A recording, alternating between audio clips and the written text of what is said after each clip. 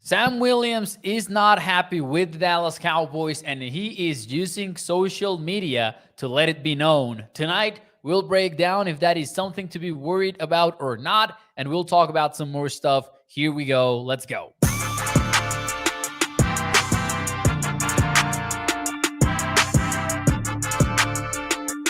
What is up, everyone, and welcome into A to Z Sports Dallas Prime Time. I am your host, Mauricio Rodriguez, streaming with you live every Sunday through Thursday night at 8 p.m. Central here on Dallas On Demand Sports Talk Network with a lot more content coming your way. Make sure that you check out atozsports.com/Dallas. And as always, do me a favor and hit the like button for me. Remember that every thumbs up puts this show in front of more and more Cowboys fans. Tonight, while the state of Texas is locked in on baseball, honestly, we'll try to keep it with the Cowboys and we'll try to talk as much as we can about this situation that is evolving with Sam Williams, the pass rusher for the Cowboys. Second round draft pick. And we'll talk about a little bit more than that, actually. So I'm going to share with you the script. This is not the script. This is the script, ladies and gentlemen. We're going to talk about Sam Williams tweeting, free me, quote unquote, free me. And we'll talk about what it potentially means. We'll talk a little bit about the pass rush and why I had to look into the fact of whether it was an issue or not. We'll talk about Howie Roseman, the Eagles general manager, doing it again, and the lesson that the Cowboys can learn from it. And towards the end of the show, we're bringing back Overreaction Monday, one of my favorite segments from last year. We haven't done it at all this season, and I apologize for that. Might have to do with the fact that maybe I forgot to do it, or might have to do with the fact that there's been some intense games on Sundays, and maybe when we get to Monday, there's a whole lot we want to get to. But tonight, we're bringing it back. So let's start with the Sam Williams situation here. I'm going to open it up to the chat, and I'm going to ask right now, is it a big deal, small deal, or no deal that Sam Williams is putting out these type of tweets? For those of you who have not caught up yet, this is what we're talking about. Sam Williams earlier in the week, actually the 17th of October, tweeted out, free me. That was his tweet with a picture of a dog trying to get out of a cage. To this, he deleted the tweet immediately, pretty much. And Michael Beer had a tweet out that said, Sam Williams tweeted, free me, in a since deleted tweet after last night's win. And then he added, not sure what's going on here.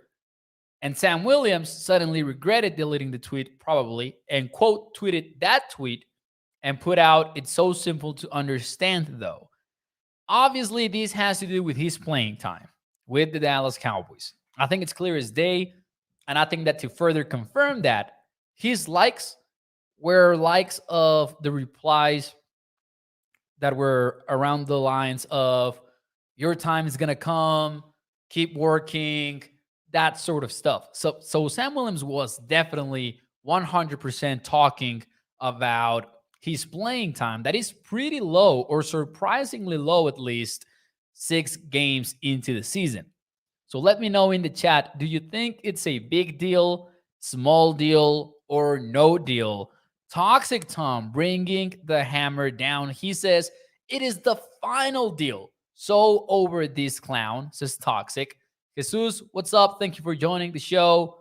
We've got CVG saying, big deal. Why draft him in the second round if you don't plan to use him? We'll get into that in a little bit. Holly says, a small deal. Let's see here. I trust Dan Quinn, says Kevin. D-Web says the Cowboys draft and redshirt guys until their contract year. When they have a few games, they get hyped up by the media, and then they get overpaid here or leave in free agency. Let's see here. Big deal for Travis, but in a good way. He's just showing he's hungry. Big deal if he's not happy. Maybe look at his production on the field, and he still won't be happy, says Peter Rizzo. Mark Aaron says that was a few weeks back. In fact, what happened a few weeks back was a different tweet, also showing some displeasure at the way that he's being used. This was pretty recent This was after uh, the the Chargers game.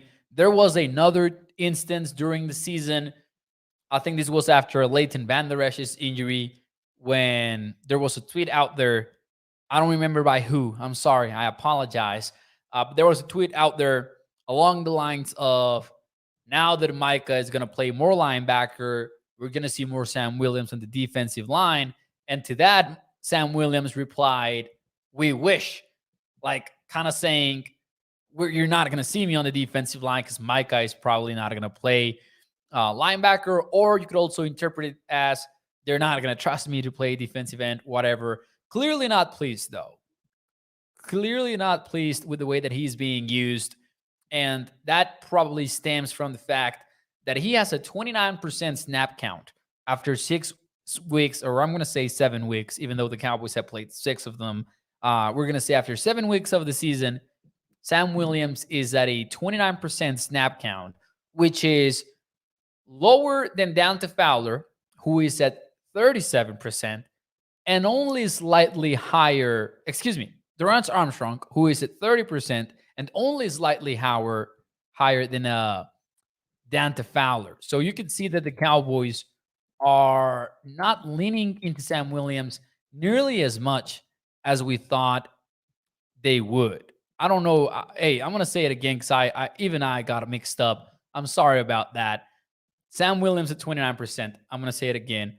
Armstrong higher at 37%, and then Fowler at 27%.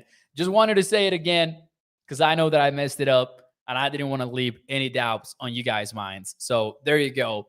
We fixed it. Sorry about that. Put it on the bloopers. But yeah, Sam Williams not playing as much as we thought he would, because I think that the overall sentiment around him was he's going to take such a big second-year jump. That's what we thought entering the 2023 season. And big part of that was about the usage that he was going to receive. It wasn't about the production. I don't think that Sam Williams was going to go over the production that he had as a rookie relative to the snaps that he was going to have this season. What I mean by that is we didn't expect more productivity per snap, to put it one way, because he was insanely productive as a rookie in like 25% with a 25% snap count.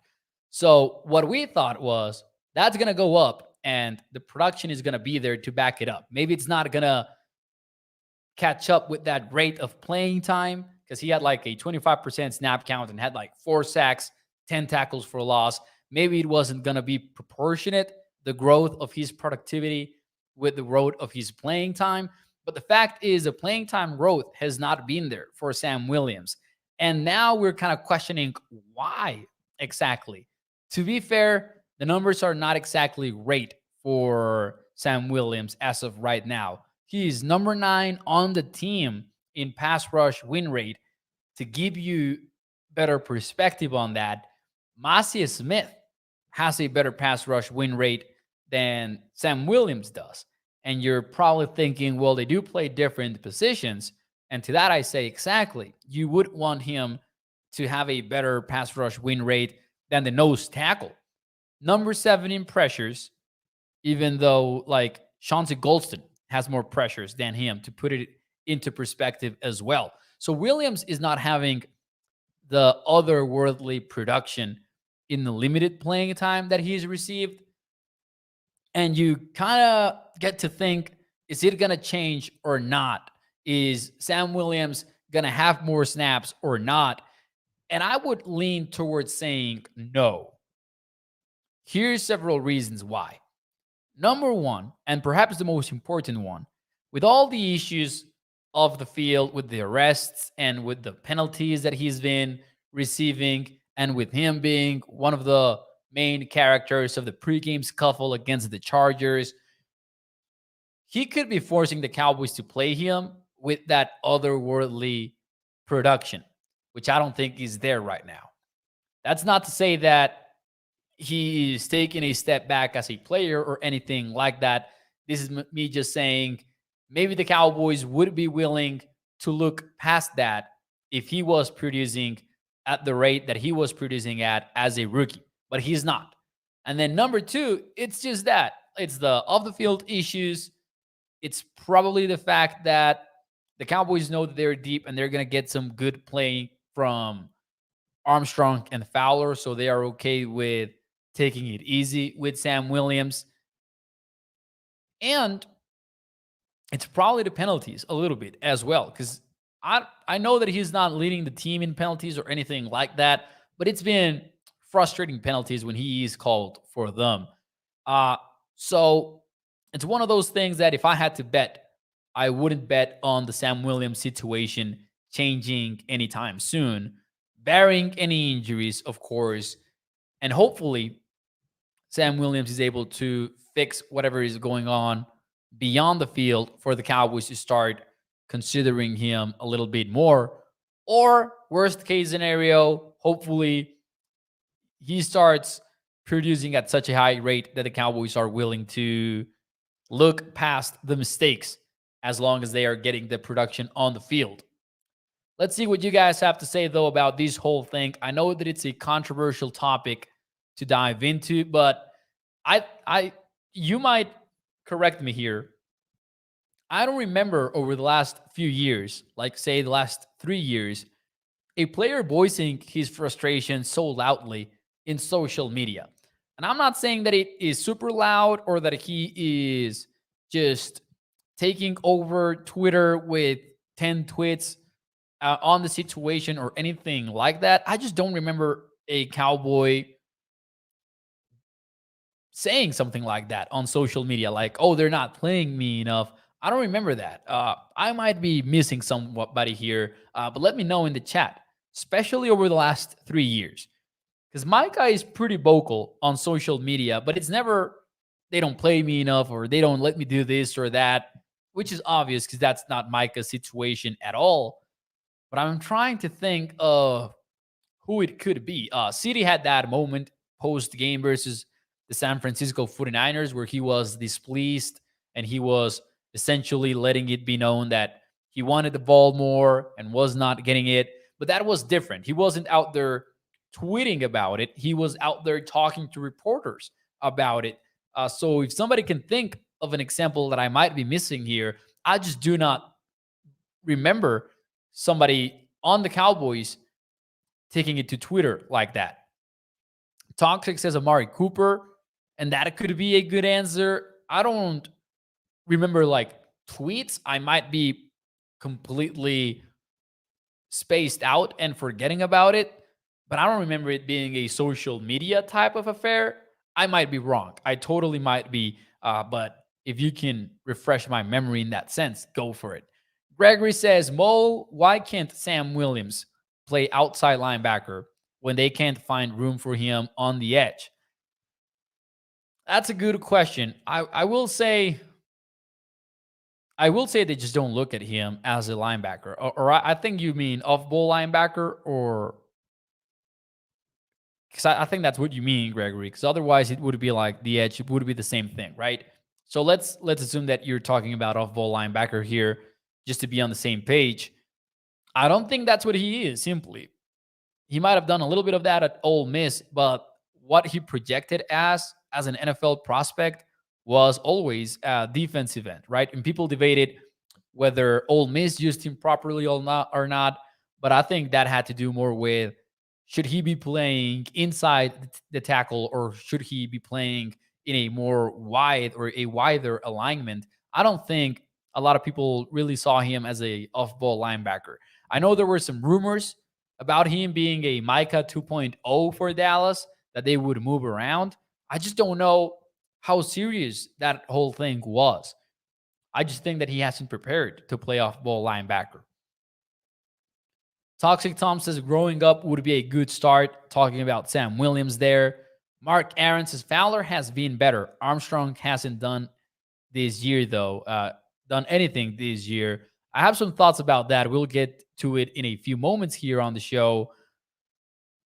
But yeah, that's my take on the whole Sam Williams situation. I don't think it's going to change anytime soon.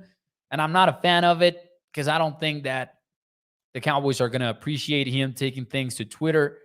And I'm not saying that, the Cowboys should be against playing him just because of the tweets. I'm saying they're likely gonna be against the whole thing because that's the way that they think. Toxic Tom mentioned Cooper, and even if it wasn't a social media thing, Cooper is probably not a Dallas Cowboys because of what he said of the field. So there's that. Now, moving on, and on a related topic, just a quick thought here that I wanted to share. I looked into the pressure rate for the Cowboys because I'm surprised that they're not anywhere close to the top three or the top five in pressure rate, at least according to Pro Football Focus. Excuse me, Pro Football Reference, actually. And I thought that was a little bit weird because I would have thought, hey, even though Micah does not have as many sacks as some of the leaders or something like that, they're still getting the pressure in, and you can see that they didn't versus the San Francisco 49ers, maybe. And maybe the Cardinals game was a little bit rough in that sense. So maybe that could explain why the numbers are so low in pressure rate for Dallas. But it's also been a season where the leaders are really boasting very high pressure rates. And that might be because of us being in week 7 still. And maybe those numbers are going to regress as the season goes on. Because the Cowboys actually have a higher pressure rate now than they had last year when they led the entire league. This is all to say that I'm not really worried about the pressure rate, but here is a quick observation. Micah Parsons still killing it. We know that. DeMarcus Lawrence is killing it this year versus the run, but also as a pass rusher. What I did notice was Armstrong and Fowler both ranked in the top 50 in the NFL last year in total pressures. Right now, they are both outside of the top 65.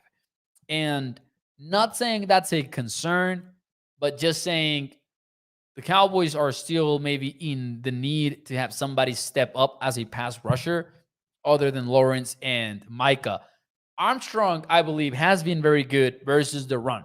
Maybe not as a pass rusher, but versus the run, he showed up in a couple of different spots.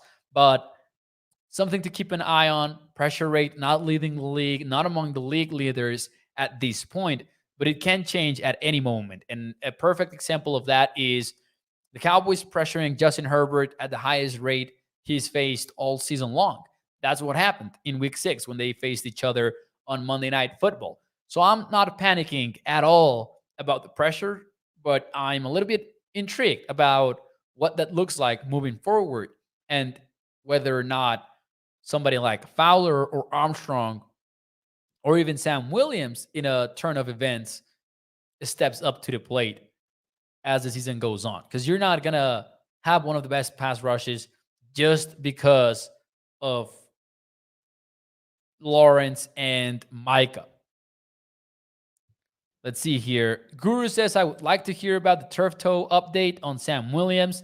Is it hampering him? I haven't seen him listed on the injury report. Yeah, I would say no. Like, I don't think that's what's going on here. I don't think that, and I'm going to make sure here very quickly, but I don't think that Sam Williams is even listed anymore on the injury report. I don't remember that at all. So I do know what you're talking about, right? The injury from a while back. But that doesn't really have a lot to do with this whole thing, in my opinion. It's just one of those attitude situations that the Cowboys are dealing with. I know that he hasn't been carrying a game designation or anything like that. I just want to see if he is on the list still with the toe. But no, he's not. Not for the week 6 report. And I don't remember that being the case earlier in the year either. So to answer your question, Guru, that shouldn't be an issue right now. It's all about the Cowboys not giving him the opportunity yet to really step up in snap count percentages and else and otherwise. Toxic Tom says Sam Williams aggravated his toe when he was speeding from the police. Oh, come on, man. The lead foot, says Mark Aaron. Man, that Jerry Jones quote is still so wild to me when he was out there and he was talking about improvement because he had knocked off a few miles per hour off of his time. That was crazy. Anyways, ladies and gentlemen, let's move on a little bit here and let's talk about some NFL news. And honestly, some NFL news that should serve as a lesson for the Cowboys. You know what I'm talking about already. This was courtesy of the Philadelphia Eagles. A little bit of envy from Cowboys fans, I think, would be understandable. But Philadelphia upgrading their biggest position of need, arguably the safety position. They're sending Terrell Edmonds. And man, Terrell Edmonds has played quite a lot for the Eagles. So this is not a bench player that they are trading away. He might have 2 starts officially, but you look at the snap counts, Edmonds was a de facto starter for Philadelphia. They're trading him away along a 2024 fifth rounder and a sixth rounder. And in return, they are getting 2-time All Pro safety, Kevin Byard. Oh, man. That feels like a little bit of a gut punch if you are a Cowboy fan. Because the Eagles have been doing this consistently.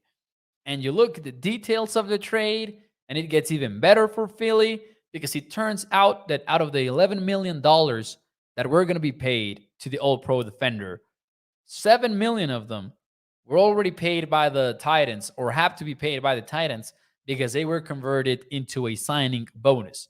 So it's a deal that is going to involve very little cash on the Eagles side. It's Howie Roseman doing his thing again. And all they are getting rid of is a 5th rounder and it is a 6th rounder. And you look at this whole thing and you're like, this team just destroyed the Miami Dolphins. Maybe it was close here and there, but for the most part, that was a game where the Eagles dominated on offensive line and on defensive line. They just were taking care of the trenches. Slow down one of the best offenses in football. And then one day later, they're like, nah, we need to be better, actually. Boom. Get the phone, get the Titans on the phone, and get their All Pro safety. That's a little bit of a painful lesson there where we're like, okay, there's about 1 more week to go before the trade deadline. It's going to be on October 31st. That is a Tuesday, 4 p.m. Eastern time. That is the trade deadline in the NFL. So now you're like, okay, Cowboys, it is your turn. But even if the Cowboys pull the trigger on a trade, and we talked about a few possibilities last week when we were talking about maybe targeting Cortland Sutton, or maybe going for Kristen Fulton, actually, from the Titans as well. Or maybe going for a backup linebacker. Things of that nature. I think we're all in agreement that the Cowboys are unlikely to get somebody as impactful as Kevin Byard is going to be to the Eagles. And when you look at that and you're like, hey, man, this Eagles team is feeling every single weakness that they can at this point. You got to respect it, and you got to be like, Cowboys need to do more of that if they want to win the NFC East in 2023, which is looking a little bit tougher now. You know, the Eagles are 5-1. Obviously, it's way too early. A lot of football left to be played, especially with 2 games for between each other. So gotta go with some respect for the Eagles right there.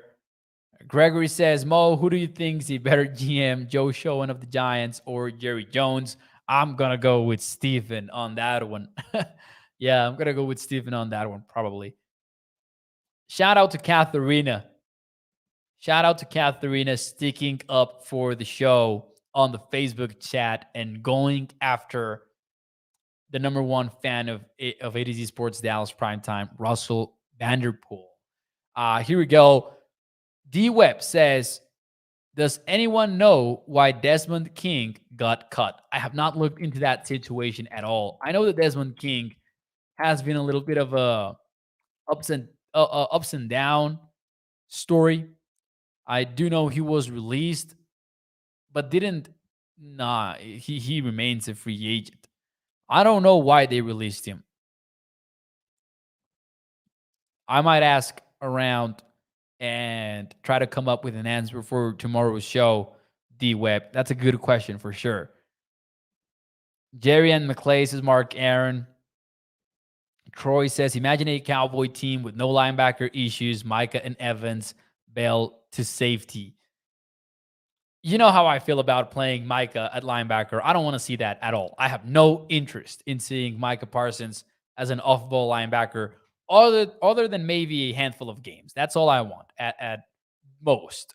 Other than that, though, leave Micah on the defensive line. I'm fine with that.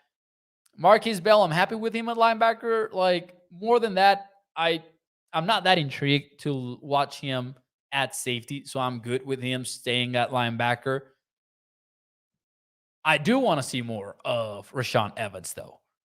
I'm intrigued, and he will likely be elevated for the first time next Sunday. So we'll see how that whole thing looks like. Anyways, ladies and gentlemen, we are 1 week away from the NFL trade deadline. We'll see if the Cowboys try to one-up the Eagles or not. Chances are they will not, but hopefully they do. Hopefully they prove us all wrong. Ladies and gentlemen, let's get into the Overreaction Monday segment of this show, and then we'll get out of here. Can somebody tell me what the heck is going on Monday Night Football? Because I'm hearing noises in my living room, and then I'm getting notifications from the ADZ Sports Slack on the game, and then I'm getting a text from my girlfriend saying, WTF this game. I need to know what is going on, because what I've got here on my monitor is Game 7 of the American League Championship Series. So right now, somebody let me know what the heck is going on Monday Night Football. Are the Vikings putting up an effort to bring down the 49ers? I need to know. Somebody, please go ahead and let us know in the chat. All that being said, now we can get to Overreaction Monday. And there's a lot to say. Some of you might remember how this whole thing works. But for those of you who are new to the show, or for those of you who want a refresher, here's how it's going to go. I'm going to say a statement, and you're going to let me know in the chat if that is a fair reaction or if that is an overreaction. So here we go. Number one, the Baltimore Ravens are the best team in the AFC after beating the Lions the way that they did. Because, man, that was a dominant win. Let me know in the chat, is that a fair reaction or is that an overreaction? Let's see what you guys have to say. Oh, yeah. The Niners are down 7-16. Ooh. Ooh. Well, Brett says 16-3, so now I don't know who to believe here because we're getting conflicting scoreboards in the chat. Let's see. Catherine says overreaction. Gregory is going to go with overreaction as well. I'm going to go. Peter Rizzo also goes with over, so we're getting a whole lot of overreactions right now with the Baltimore Ravens. Man, y'all just dropped a third different scoreboard in the chat. You guys are gonna I'm gonna have trust issues after this show. Ines is fair reaction. I'm gonna go with slight overreaction. I think that the Ravens put themselves at number 2, firmly at number 2, behind the Kansas City Chiefs. But I think they're clearly above the Buffalo Bills. And for now, I'm gonna say they are above the Miami Dolphins too, especially after what we saw on Sunday night. But man, Ravens, legit defense. Lamar Jackson playing at an MVP caliber level. The one thing that's keeping me with the Chiefs is always Mahomes and Reed, but now a good defense because they're playing a very good defense. So I'm going to stick with the Chiefs for now. Number two on this list, the Pittsburgh Steelers at 4-2 are legit. They just beat the LA Rams, who are next up for the Cowboys. Is that an overreaction or is that a fair reaction? And then the next one will be an NFC East one, I promise. But I did want to bring this one up because I thought it was a little bit intriguing. Let me know in the chat. Steelers are legit, overreaction or fair reaction. Toxic Tom says over. Brett also goes with over. Mark Aaron with the score update for the MLB game, 8-2. Yes, sir. We do have the one right here. And man, do I want to see the Astros lose this one. Oh, you guys are not hesitating. Brett, Gregory, Kevin, Peter, Jack, Katharina, all go with overreaction. Inez says, fair. The Steelers are legit. I'm going to go with overreaction right here. I'm going to go with overreaction, and I'm going to say that offense cannot be called legit. But a nice reminder that Mike Tomlin is an absolute dog, and he had his team ready after the bye week.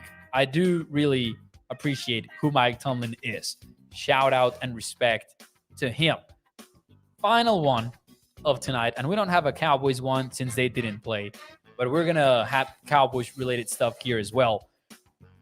But let's talk about the Eagles. Eagles are a lock to win the NFC East. Let me know in the chat, overreaction or fair reaction. That's gonna cause some feelings, I think, in the chat right now. They're 5-1 and the Cowboys are 4-2. But man, oh man, do they feel a little bit different, don't they? Let's see what you guys have to say in the chat. Eagles are locked to win the NFC East. I'm really intrigued about what answers we get in the chat right now. Katharina says fair. Gregory says over. Panama says super beatable, not a lock. Toxic Tom says over. A lot can change till the postseason. Ronnie says I was rooting for Miami, but they didn't pull. Danny Savage says lock. The Eagles lost to the Jets, destroy. So Brett says fair. Kevin says fair. Peter Rizzo says it still got 11 weeks, but it's fair. Inez says fair. I'm going to say overreaction. But I am going to say right now they're probably the significant favorites. But I'm going to say overreaction because I do agree. There's a lot of football left to be played. We've seen them be a little bit inconsistent in certain areas. But the Cowboys have had their number, offensively speaking, over the last few years. I don't know how that's going to look like with Mike McCarthy running the show, but you cannot question or you cannot deny that Kellen Moore really did light up the scoreboard a few times against the Eagles defense. So will that remain the case or not? Obviously, with a different play caller, we'll see. But the Eagles, man, do look pretty complete right now, especially after that Miami Dolphins game. And they are doing a good job coaching-wise. That defense is pretty good. I do like what Sean Desai is doing as a defensive coordinator. But I still think that the Cowboys are very talented. I still think that they have such a good defense. And you guys know that I have not given up on that defense at all. To me, it's still one of the best units in the entire league. And I thought that it was a little bit disrespected entering week 6 against the Chargers. That has changed since they dominated that game, defensively speaking. So I'll say over, but I'll say they're favored, and they probably should be favored.